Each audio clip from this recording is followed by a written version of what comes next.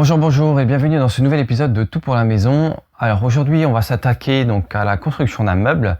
Ça va être un dressing pour enfants, plus particulièrement pour ma fille, parce qu'actuellement elle a une petite armoire et c'est toujours un peu la galère. Les vêtements sont entassés, ça fait des piles, elle ne voit même plus ce qu'elle a.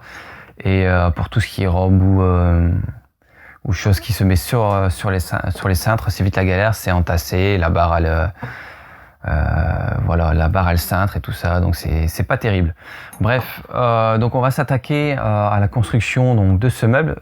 En fait, dans cette vidéo, je vais vous montrer surtout les points techniques, parce que la construction est relativement simple. Comme je vous ai dit, tout ce qui était fabrication de meubles, tout ça, ça allait être simple et à la portée de tout le monde. Si je l'ai fait, vous pouvez le faire. Je vais vous montrer donc les outils que j'ai utilisés pour la construction de ce meuble, parce qu'alors je vous parle, donc il est terminé. J'ai utilisé donc d'abord une scie circulaire plongeante, mais une scie circulaire classique va très bien aussi. Vous pouvez aussi couper vos planches à la scie à main, il n'y a pas de problème non plus. Après c'est beaucoup plus long forcément. Donc j'ai utilisé cette scie circulaire pour tout ce qui était coupe. Le vissage, assemblage avec la petite visseuse. Tout simplement, j'ai tout fait, tout ce qui était vissage, perçage, tout ça, j'ai tout fait avec celle-ci. Parce que j'ai utilisé donc pour l'assemblage de mes planches le gabarit Craig que je vous avais déjà parlé dans les précédentes vidéos. Donc là, dans cette vidéo là, je vais pouvoir vous montrer comment ça marche et comment on assemble les planches avec ça. Donc ça, c'est le gabarit Craig. Vous avez la pince ici qui permet, donc vous mettez votre gabarit, vous avez votre planche en dessous, vous avez la pince, vous maintenez la pince et le gabarit ensemble et ensuite vous percez vos trous ici, donc que vous verrez donc dans la vidéo. Là, j'ai utilisé donc cette mèche ici qui est utilisée pour le gabarit, donc pour faire les trous d'assemblage. Et ça, c'est des embouts de vissage de Torx 20 de mémoire. Donc il y en a un très long, il y en a un moyennement long. Quand il y a la place, je préfère travailler avec le plus long parce que vous allez voir les vis, l'assemblage est de biais.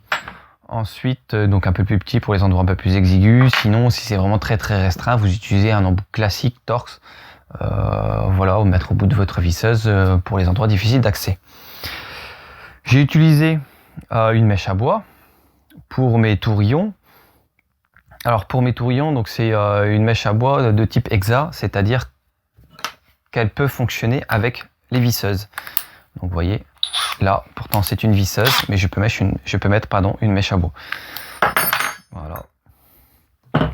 Donc si vous voulez avoir la même chose pour pas vous trimballer avec une visseuse, une perceuse et autres, vous prenez donc des mèches à bois de type hexa. Vous pouvez les prendre ça à bois et aussi métal.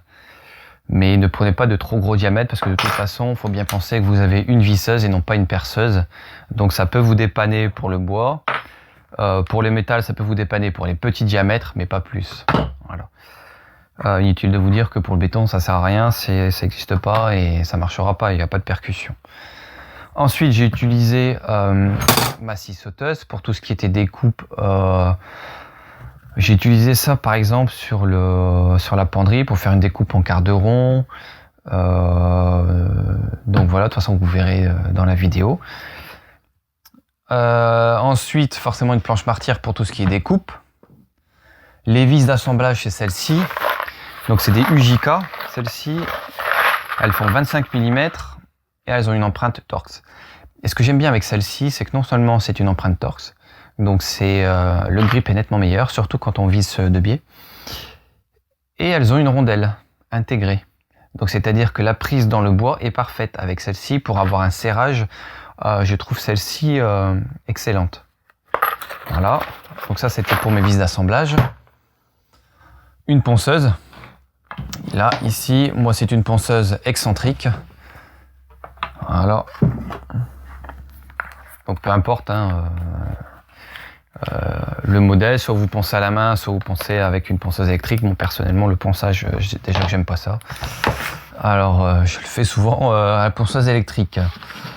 Ensuite, là, du papier à poncer. J'ai tout fait au grain 120, ce qui suffit amplement. Après, si vous voulez quelque chose de plus doux, plus travaillé, vous passez ensuite sur du grain 240 ou 400 et choses comme ça. Donc après, ça c'est au goût de chacun. Et aussi, tout dépendra de la finition de votre meuble. De la colle à bois, moi je prends de la colle à bois prise rapide. Comme ça, je fais mes assemblages ou si j'ai des retouches à faire, des choses comme ça. Je le fais, je serre et quelques minutes après, c'est pris. Et je peux passer à autre chose.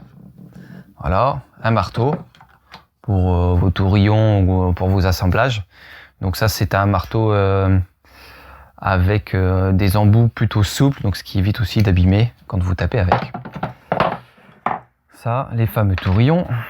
Voilà, ça c'est des tourillons que j'avais récupérés quand j'avais démonté une armoire. Donc je roulotte, certaines choses reservent. La défonceuse. Alors la défonceuse, vous allez voir, je vais m'en servir pour faire un profil arrondi sur les tablettes intermédiaires. Donc je vous explique dans la vidéo comment je m'en sers et comment ça fonctionne. C'est pas obligatoire, hein. Vous pouvez aussi le faire à la ponceuse ou ponce à la main, faire vos arrondis, choses comme ça. Donc je fais rien de plus avec dans cette vidéo, je fais simplement les profils arrondis. Voilà pour la défonceuse. Alors vous voyez ici la perceuse avec une mèche un peu barbare.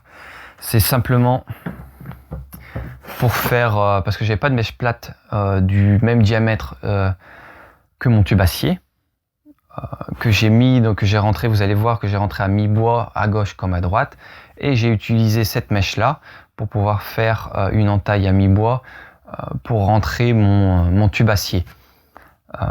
Voilà, sinon vous utilisez, vous n'êtes pas obligé de prendre une grosse mèche comme ça, vous utilisez une mèche plate, c'est nettement moins cher. Vous la prenez simplement du bon diamètre. Moi j'en avais pas, donc j'ai fait avec ce que j'avais. Celle-ci, le diamètre correspondait parfaitement, donc j'ai pris celle-ci.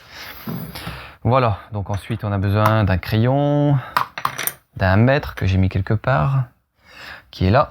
Voilà, je vous conseille quand vous faites un meuble, c'est de prendre toujours le même outil de mesure. Donc si vous prenez un mètre, gardez toujours le même, parce que entre un mètre entre une marque et une autre marque, on a souvent des différences. Donc prenez toujours vos mesures et reportez-les toujours avec le même outil. Voilà, ça c'était pour le petit conseil.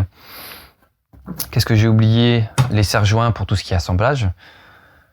Et ça, le kit joint de génie, c'est pour tout ce qui est assemblage tourillon. Parce que si vous faites des tourillons à main levée, si vous n'avez pas l'habitude, franchement, vous allez rater votre assemblage.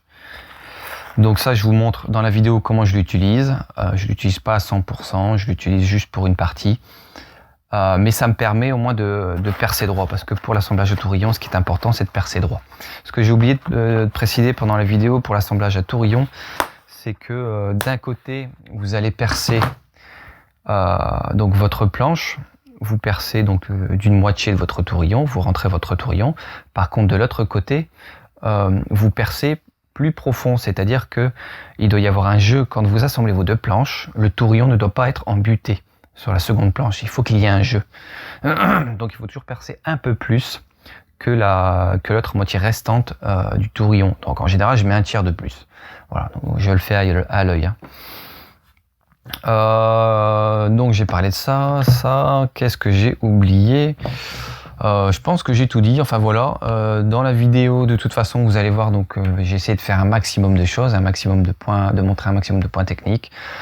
Souvent j'ai dû bosser sans caméra parce que c'était difficile, entre bosser ici dans la chambre et dehors avec un téléphone, c'était compliqué de filmer, et je devais aussi avancer. J'ai pas encore l'habitude de filmer de gros projets comme ceci, mais au moins vous voyez les étapes essentielles, et si vous avez des questions, surtout n'hésitez pas à me les mettre en commentaire, j'y répondrai avec plaisir. De même, si vous avez des remarques ou des idées d'amélioration pour le meuble ou choses comme ça, n'hésitez pas, c'est avec plaisir que je lirai vos commentaires et que j'y répondrai. Sur ce, je vous souhaite un très bon visionnage et je vous dis à très bientôt. Alors c'est ici que je vais installer donc le dressing pour ma fille. Devant, on aura une longueur d'1,50 m, sur le côté 1,20 m, sur une hauteur, je regarde ce que j'ai noté, donc sur une hauteur d'1,50 m. Voilà, donc à gauche il y aura donc des étagères, en face aussi, et il y aura aussi une penderie sur le côté droit. Alors on se retrouve tout de suite pour le départ. Alors voilà, donc j'ai installé ma première planche, donc celle-ci ça va être le bas, du côté de la face, donc les 1,50 m. Je vais donner un premier coup de ponçage sur toutes mes planches, ça m'évitera, une fois le meuble terminé, de devoir poncer à la main ou de devoir poncer dans les coins ou choses comme ça.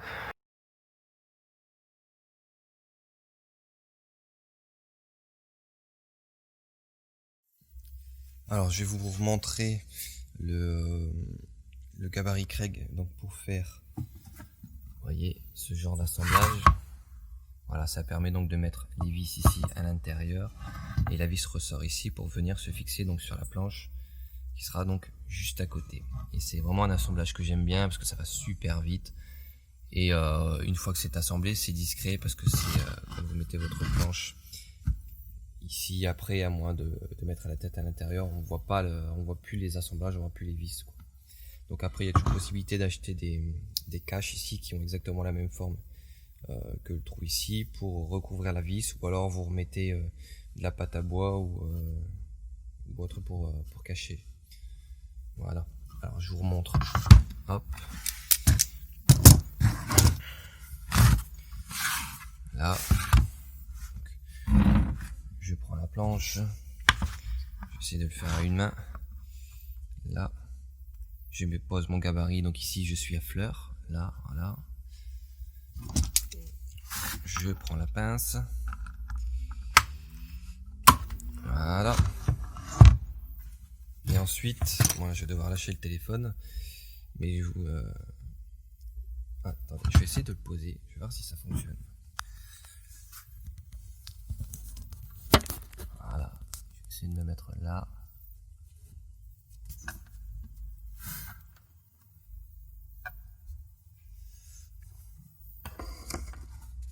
Mettre le mètre pour caler. Et ça marche super bien.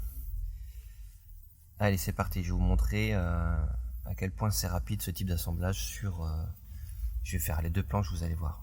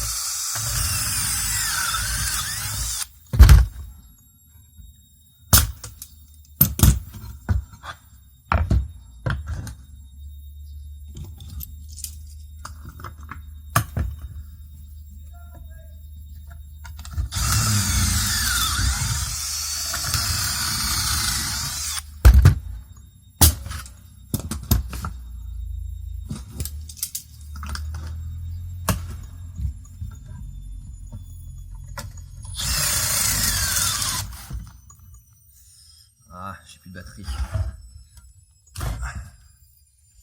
Alors, ça, change de batterie.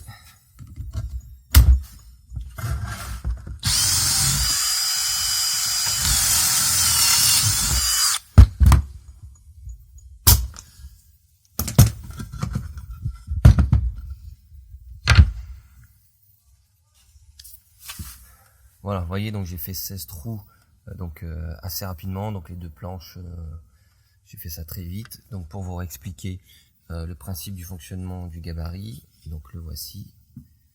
Voyez. Donc là, vous voyez, je me suis réglé sur 19. Mes planches font 18, mais ici j'ai soit 12, soit 16, soit 19. Donc j'ai essayé de me mettre légèrement avant, mais comme vous voyez ici, pour le réglage ici, c'est des trous. Donc quand vous allez serrer, automatiquement vous allez retomber sur soit 16, soit 12, soit 19, etc. Et on peut aller en fait assez loin avec ce type de gabarit. Donc en termes d'épaisseur sur les planches, vous voyez, donc jusqu'à 38 mm, ce qui est déjà pas mal. Voilà, alors là, vous voyez, je me remets sur 19, je serre, j'essaie de faire le point.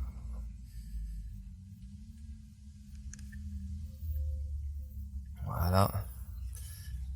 Donc, comme vous avez vu, je mets mon serre-joint ici, je mets ça, la butée ici au bord donc de la planche, que ce soit bien plaqué à gauche comme à droite, pour être bien droit. On peut faire 3 trous. Et j'ai aussi, que je vous montrerai, j'ai aussi un trou unique, sans rebord si vous voulez, pour pouvoir rafistoler une armoire ou tout ça sans devoir la démonter ou sans devoir retirer la planche, que je vous montrerai plus tard. Voilà, ça avec donc le forêt. Donc en gros vous réglez le forêt, regardez, alors, je vais le mettre ici à fleur,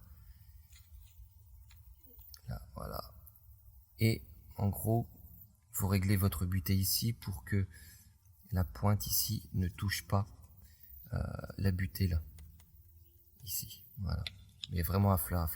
Et voyez, au début, quand c'était mal à régler, mes premiers essais, on voit, il y a 2 marques ici, là et là. Donc c'est quand mon forêt a dépassé de ma planche.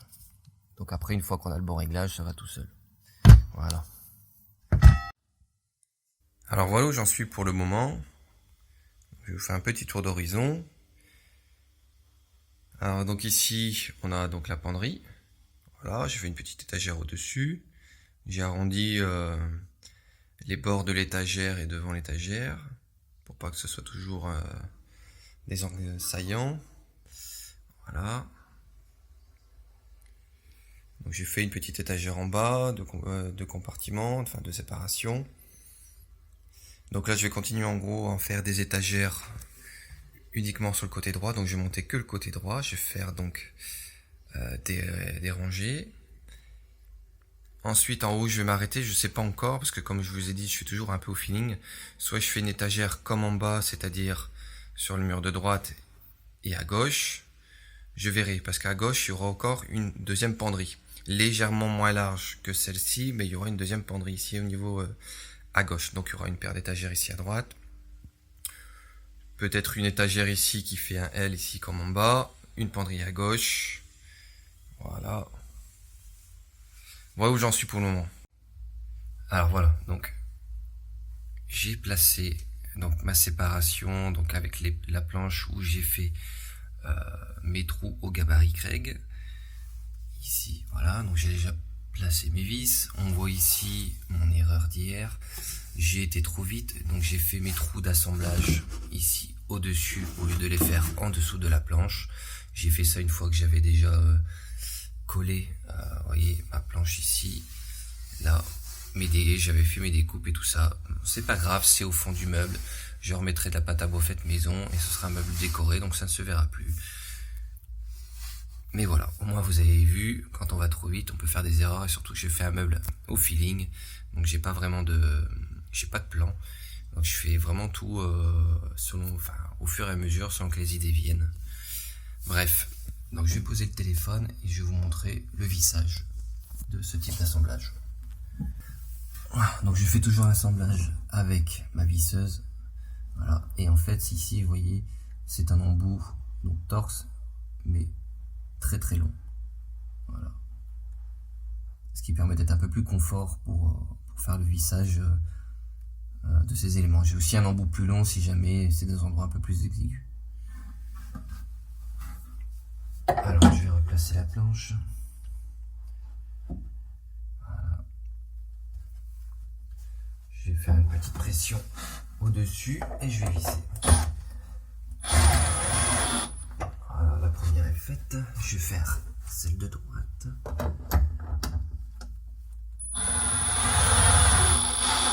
Voilà. Et celle-ci. Voilà. Je fais toujours les extrémités, puis après je reviens sur les deux au centre. Mais bon, voilà, vous voyez, et ça tient vachement bien. Donc voilà pour la fixation avec ce type d'assemblage. Allez, je vous retrouve pour la suite.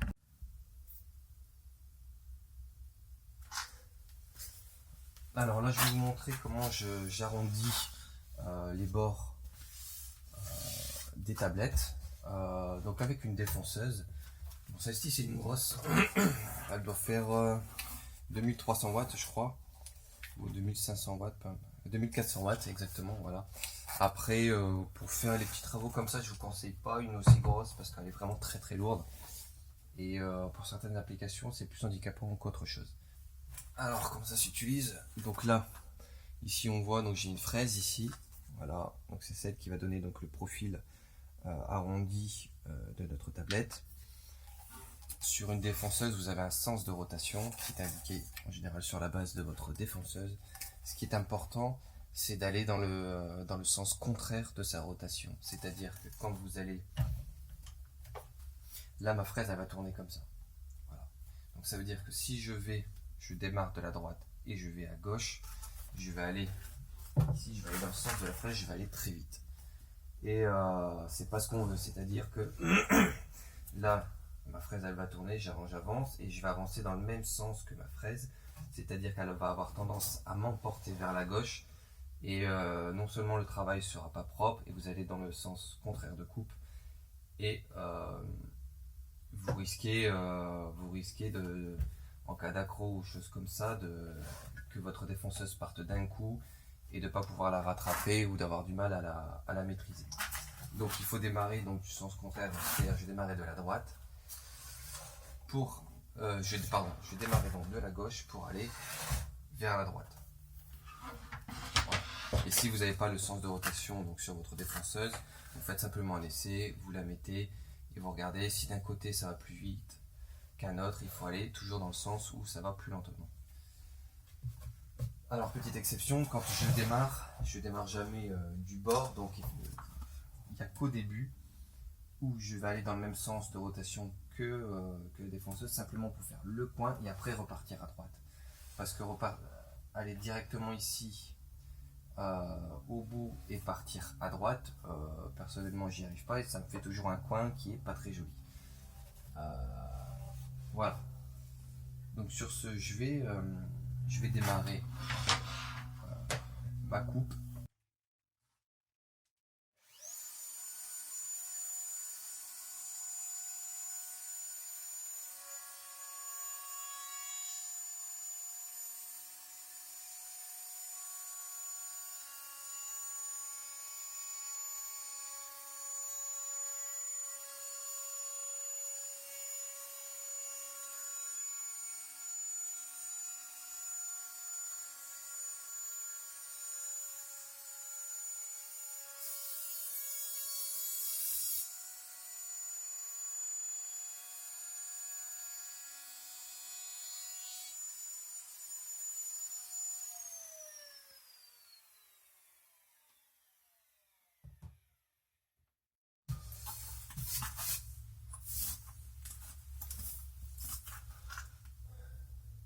Donc là vous voyez bien le profil arrondi donc sur la tablette, donc il est réalisé donc parfaitement, il n'y a aucun accroc et d'un bout à l'autre l'arrondi est bien fait.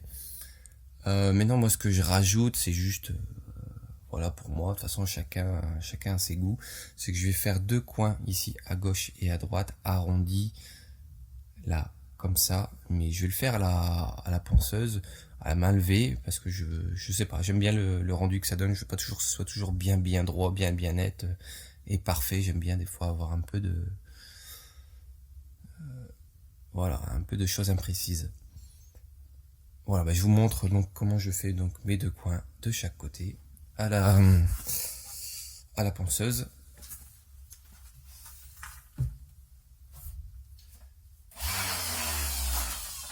C'est parti.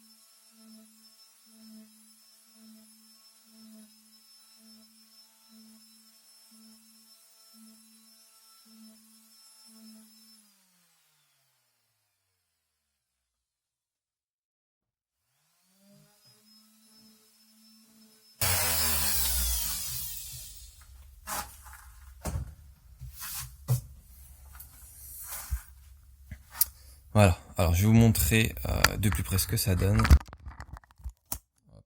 Voilà. Voilà. Est-ce que je vais arriver à faire le point?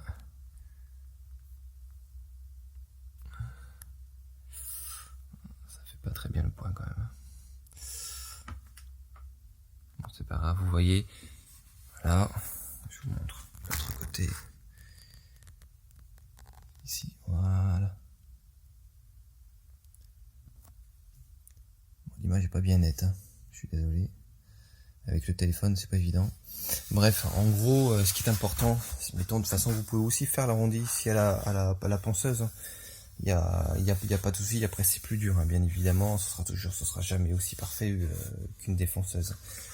Ce qui est important, c'est, je sais pas si vous l'avez vu sur la vidéo, c'est quand vous faites donc l'arrondi ici sur les coins, c'est de faire des choses d'une traite. En fait, vous faites pas un trait là avec votre défonceuse. Vous tournez avec la ponceuse, mais d'une traite pour éviter les à-coups, parce que dès qu'il y a des à-coups, de toute façon, ça fera une marque, et vous le verrez. Donc il faut y aller d'une traite et délicatement. En fait, il faut sentir l'arrondi quand vous allez passer la ponceuse. C'est ça qui va vous donner de jolis coins. Il faut pas faire un coup là, un coup là, un coup là. Non, il faut suivre l'arrondi. Voilà, allez, on se retrouve pour la suite juste après. Alors là, j'ai une jonction en L à faire, donc pour la planche du haut. Donc ici, là, j'ai ma planche qui sera donc le long du mur de droite, et j'ai la planche ici qui sera au fond. Tac, tac, tac. Je suis en train de mettre ça à l'envers. Voilà. Vous voyez, donc là, pour faire mon L, donc sans avoir d'éléments au-dessus ou en dessous qui viennent faire une surépaisseur, donc l'idée c'est de mettre donc des tourillons. Là, ici, donc un ou deux minimum, 3, ça serait bien, donc je vais en faire 3 comme d'habitude.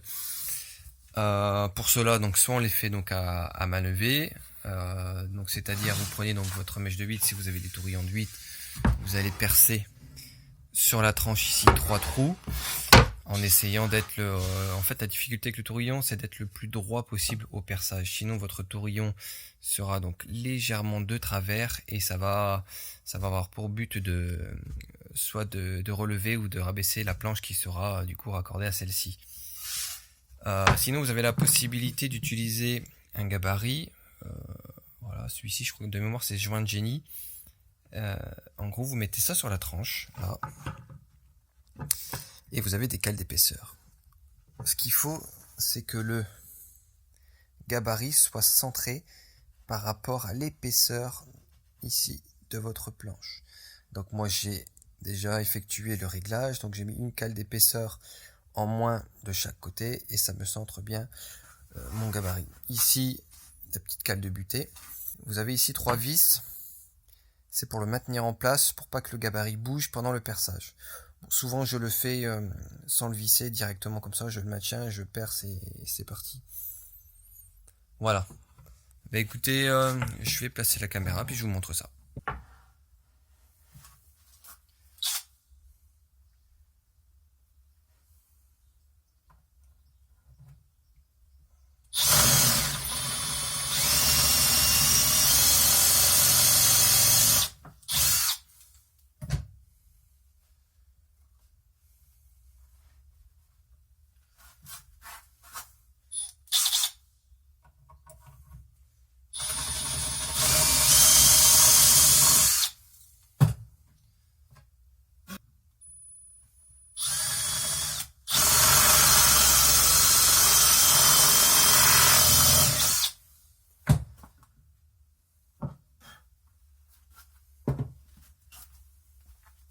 Voilà, donc les 3 trous sont faits. Bon, celui-ci j'ai pas centré, je sais pas ce que j'ai foutu, mais c'est pas grave, ça ira très bien. De toute façon, il y aura des cols sur toute la tranche.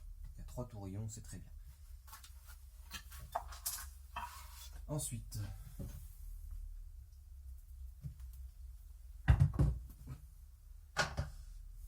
pas me prendre la tête donc avec le gabarit et les cales de jauge d'épaisseur, je vais simplement, je présente la planche et je vais prendre ce petit outil. Voilà, c'est un petit centreur pour tourillon. Voilà. Donc je vais simplement le placer dans un trou. Je l'appuie contre l'autre planche et j'aurai la marque du perçage pour pouvoir percer mon trou pour le tourillon. Voilà. Donc il y en a plusieurs diamètres, hein. Celui-ci c'est un diamètre 8 parce que je mets des tourillons de diamètre 8. Mais j'en ai qu'un, donc je vais devoir le faire un par un.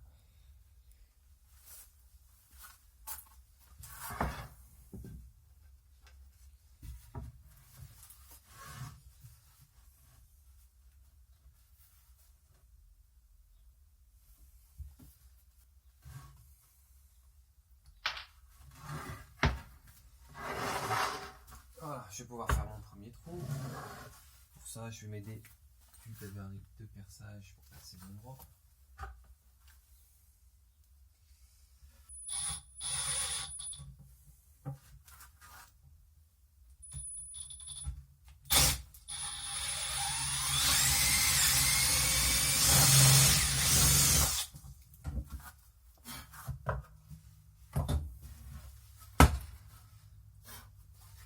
Je sais pas si vous voyez, mais ça permet quand même de bien centrer.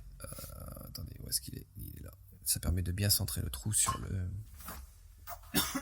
tranche de la planche. Putain, bon, faut penser aussi à mettre un masque quand on travaille le bois. Moi, j'avoue que je l'ai pas fait, mais j'aurais dû le faire. Je fais pareil pour les 3 autres trous et puis on assemble tout ça. Allez, à tout de suite. Pour l'assemblage, donc j'ai percé mes 3 trous avec mon petit centreur comme je vous ai montré. Maintenant, ce que je vais faire, c'est que je vais mettre de la colle à l'intérieur. L'idéal, c'est en fait d'en mettre quand vous allez mettre votre tourillon, c'est que la corde déborde légèrement. Comme ça, vous êtes sûr qu'il y en a bien partout. Alors, j'aille vite parce que c'est une prise rapide. Une fois que vous avez fait ça, donc vous mettez la colle en face. Et ça coule. Voilà, et vous en mettez sur la tranche. Voilà. Hop, je colle ici. Et après, on assemble. Donc là, je vais mettre ça ici comme ça. Peut-être que je vais mettre du bon sens. Voilà, c'est mieux.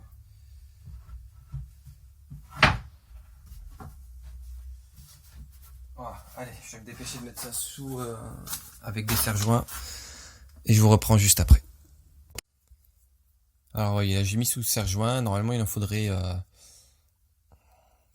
gauche et à droite. Là, j'ai des grandes longueurs, donc du coup, je suis obligé. Je vais vous montrer de plus près, donc de tricher un peu avec mes serre-joints pour pouvoir serrer sur de grandes longueurs. Et il vous faut forcément, donc ici, vous avez un serre-joint à gauche, un serre-joint à droite, pour bien que la planche de gauche et la planche de droite soient bien à plat. Parce que quand vous allez serrer ici au milieu, les planches auront tendance à se gondoler. Donc il faut maintenir la planéité avec 2 serre-joints au minimum. Normalement il en faut toujours beaucoup plus, mais bon, voilà.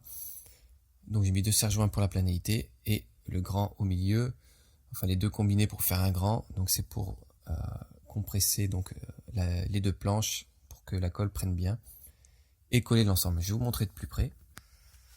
Voyez, alors là j'ai mes serre-joints et regardez. Alors, la petite technique c'est ça.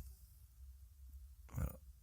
C'est vous appuyer contre le bec de votre premier serre-joint ici. Voilà. Je vous montre tout le long.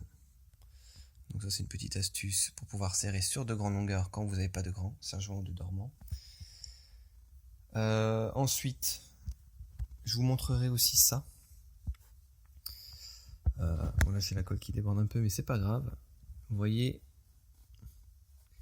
là, ici on voit un léger jour, là-bas non, ici oui. C'est pas des... Voilà, de toute façon c'est des planches premier prix achetées en grande surface, donc elles sont toujours un peu gondolées, elles sont pas forcément bien calibrées, des choses comme ça, mais c'est pas grave. C'est pas grave. Je vais vous montrer donc une technique pour justement enlever. Attendez, c'est flou. Donc je vais vous montrer une technique pour enlever cette partie. Donc en fait, je vais reprendre ça tout de suite. Ma colle, je l'ai mise sur le côté. Alors ce qu'il faut faire, c'est mettre de la colle là, dans le creux. Bon, sous le serre-joint, je le ferai plus tard. Et là, dans vos creux, vous mettez de la colle. Voilà. Voilà. Une fois que ça c'est fait, il faut prendre donc de la sciure de bois. Donc la même forcément. Et vous étalez ça tout le long. Voilà. Là, voilà. Même si c'est grossier, c'est pas grave. Pour le moment, le but c'est d'étaler la sciure de bois sur la colle. Et ça va faire donc une sorte de pâte à bois. Tout simplement avec le même coloris que vos planches. Voilà.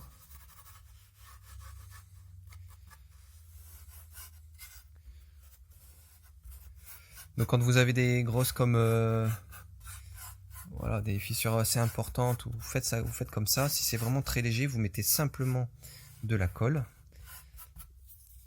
et vous poncez directement. Quand vous allez poncer, il y aura de la sciure qui va se déposer directement dans votre colle et ça va jouer directement le rôle. Là, je mets de la sciure avant parce que c'était un peu plus large et vous allez voir qu'avec la ponceuse, le résultat avec la ponceuse que ça va donner. Voilà. Alors c'est parti.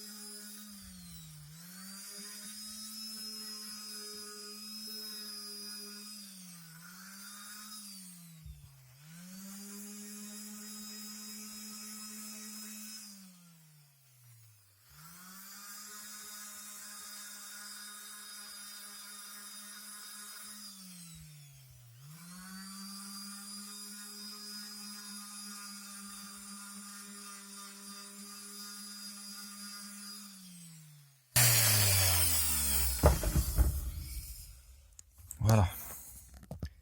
Et vous voyez, c'est déjà nettement mieux. Voilà. Donc là, il reste encore un petit trait de crayon, chose comme ça. Donc il faut simplement continuer de poncer. Et en gros, ça devient presque invisible. Voilà. Allez, on se retrouve pour la suite. Alors là, le collage est terminé. J'ai poncé, donc j'ai remis de la colle, un peu de sciure et j'ai poncé. Donc comme ça, on ne voit quasiment plus la délimitation. Maintenant, ce qu'on va faire, c'est qu'on va faire donc un bord arrondi comme on a vu précédemment. Donc on va voir là au niveau de l'angle, en fait c'est exactement pareil, c'est-à-dire qu'on va démarrer, je vais aller un cran à gauche, je vais aller à droite et en fait je vais insister un peu sur l'angle ici et je vais revenir. Ça passe tout seul avec la fraise ici. Je vais aller jusqu'au bout et ce sera terminé. Après je ponce donc gauche et droite et ce sera terminé. Allez, on est parti. Donc, bien sûr, il faut toujours tenir les morceaux avec des serre-joints, sinon c'est pas possible. Allez, on est parti.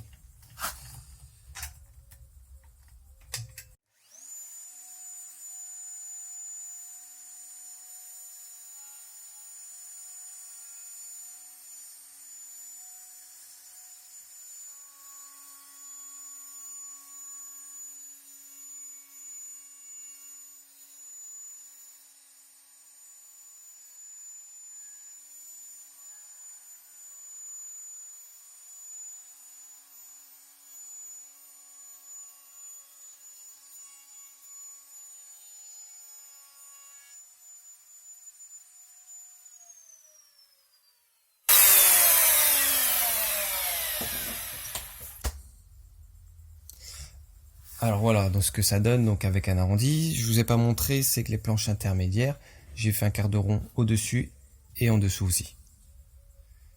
Donc là je vais faire pareil, je vais faire un petit arrondi d'abord pendant qu'il est dans ce sens-là à la ponceuse, et après je le retourne et je fais pareil à la défonceuse, un quart de rond dans l'autre sens. Et ça fera un bord arrondi de chaque côté. Donc on aura un bord arrondi uniforme et je vous montrerai de toute façon sur le dressing ce que ça donne. À tout de suite. Alors pour tenir donc la deuxième barre de la penderie, ici donc celle de gauche, donc on a vu à gauche, donc on avait bien un maintien, donc on avait bien la planche de gauche pour tenir, donc la barre il n'y a pas de problème. À droite on n'a rien du tout. Alors j'avais essayé donc de faire avec une pâte métallique, mais je trouvais que le rendu n'était pas terrible. Alors j'essaye donc solution numéro 2, on verra ce que ça donne. Donc j'ai pris une planche et j'ai fait donc un arc de cercle ici, donc j'ai pris un saladier et j'ai tracé autour, voilà, pour avoir une belle courbe. Donc j'ai coupé à la scie sauteuse ici autour. Ici donc je vais creuser à mi-bois, donc avec la mèche ici, qui est légèrement supérieure au diamètre donc de la barre, pour pouvoir encastrer la barre ici, la barre de la penderie, et normalement ça devrait le faire. Et je vais fixer ça, celle-ci, avec toujours donc les vis d'assemblage de chez Craig. Je vais voir ce que ça donne, si ça tient ou pas. Mais je vais en mettre plus que les autres, parce que sur la penderie il y a toujours du poids. Donc je vais en mettre davantage sur celle-ci. Voilà. Alors je fais la découpe et on se retrouve juste après. Alors voilà ce que donne la penderie une fois terminée et remplie. Au final, on n'a pas eu le temps de la décorer ou de faire quoi que ce soit dessus. Ma fille était trop pressée. Elle a déjà rangé ses vêtements, ses robes, vous voyez. Bref, voilà ce que ça donne. Donc mes attaches pour les chapeaux sur les côtés. Voilà, casquette, chapeau. On a la penderie ici. Donc celle de droite. Donc vous voyez la barre. En fait c'est un tube d'acier que j'ai peint en noir et que j'ai rentré donc à mi-bois à gauche comme à droite. Donc comme ça elle ne risque pas de tomber. Et c'est un tube assez épais, c'est 1,5 mm d'épais au niveau du tube. Donc elle risque pas de plier. Donc je vous montre la suite. Alors vous voyez, donc ça c'est pour la penderie de gauche. Donc on a toujours cette barre ici, je l'ai rentré à mi-bois du côté gauche. On a ici, regardez, notre demi-rond que j'ai fixé, donc du coup avec 5 vis d'assemblage là, et ça tient plutôt bien. Alors voilà, j'appuie dessus, il n'y a pas de problème, ça bouge pas, ça tombera pas. Et vu d'ici, je trouve que ça fait plutôt esthétique, ça fait plutôt joli, donc au final c'est bien mieux qu'une pâte, donc j'aime bien le demi-rond, ce que ça donne, l'effet, le rendu que ça donne, c'est très bien. Voilà, donc elle a de quoi ranger ses vêtements, de quoi ranger quelques jouets aussi au-dessus. Voilà en tout cas ce que ça donne. Bah, écoutez, si vous avez des remarques ou des suggestions, n'hésitez pas à me les faire. Si vous avez des questions également. Si vous avez des idées d'amélioration, d'accessoires ou choses comme ça, n'hésitez pas aussi. J'envisageais aussi de faire sur le côté gauche de mettre quelques patères pour mettre des sacs à main ou ces petits sacs à main ou choses comme ça. Ou peut-être j'avais pensé aussi, ce qui manque aussi c'est un miroir, donc peut-être de faire un miroir sur ce côté gauche qui se déplie, et donc ce qui permet donc d'avoir un miroir et de voir une fois qu'on est habillé, qu'elle puisse se regarder dans le miroir tout simplement quoi. Donc voilà, pour le moment je réfléchis à tout ça, donc à rajouter quelques accessoires, donc soit pour tenir ce sac à main, ou soit un miroir ou choses comme ça, je sais pas encore. Voilà, mais en tout cas n'hésitez pas à me faire part de vos remarques ou d'idées d'amélioration. Et s'il y a un point technique que vous voulez revoir en particulier, une explication, n'hésitez pas non plus, je vous ferai une vidéo dédiée sur ce point technique si vous en avez besoin. Sur ce, je vous souhaite une très bonne journée, je vous dis à bientôt pour une prochaine vidéo.